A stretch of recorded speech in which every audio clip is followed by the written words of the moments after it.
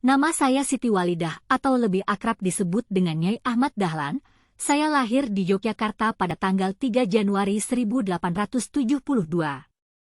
Saya merupakan putri seorang ulama dan kerabat Kesultanan Yogyakarta bernama Kiai Haji Muhammad Fadli.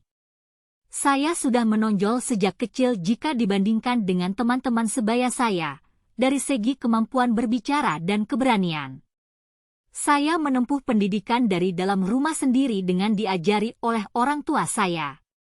Di rumah saya belajar tentang Islam, termasuk bahasa Arab, Al-Quran hingga membaca naskah-naskah dalam aksara Jawi.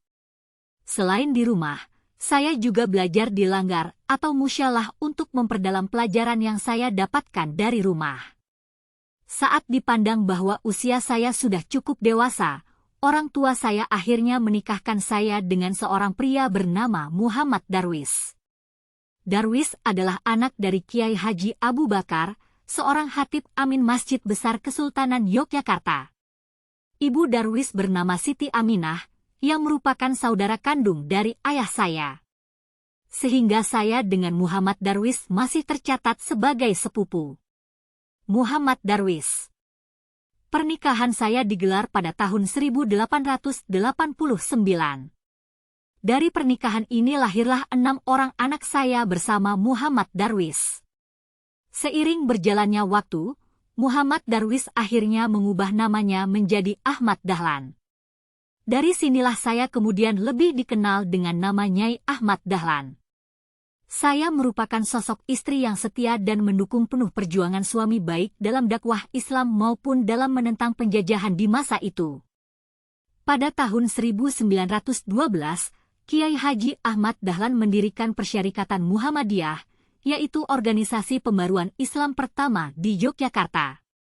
Sejak saat itu, saya juga aktif menyokong perjuangan suami saya melalui pendidikan kaum wanita.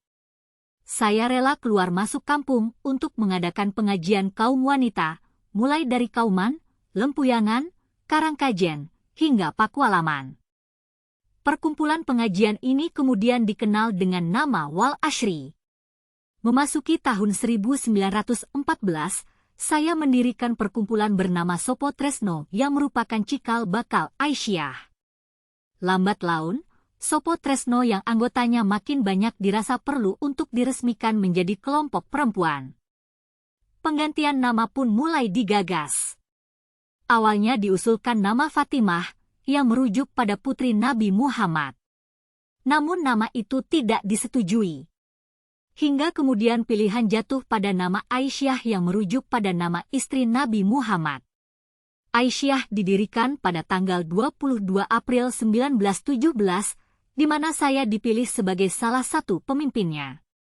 Namun, ketua pertama Aisyah bukanlah saya, melainkan Ibu Siti Bariyah. Baru pada tahun 1921, Aisyah resmi menjadi bagian dari Muhammadiyah, dan saya akhirnya ditunjuk menjadi ketua Hufbestur Muhammadiyah bagian Aisyah. Sejak saat itu, saya gigih berjuang mengangkat harkat dan martabat kaum wanita melalui Aisyah. Tahun-tahun berikutnya, anggota dan cabang Aisyah terus bertambah. Begitu pula lembaga-lembaga pendidikan yang turut didirikan. Pada tanggal 23 Februari 1923, Kiai Haji Ahmad Dahlan meninggal dunia akibat penyakit yang dideritanya. Namun kehilangan sang suami tidak membuat saya patah semangat. Sebaliknya, saya justru semakin gigih dalam berjuang. Pada tahun 1926, saya memimpin Kongres Muhammadiyah ke-15 di Surabaya. Hal itu menjadikan saya sebagai wanita pertama yang memimpin konferensi besar dan diliput oleh banyak media massa pada saat itu. Tampilnya saya membuat banyak perempuan terpengaruh dan tergerak untuk bergabung dengan Aisyah.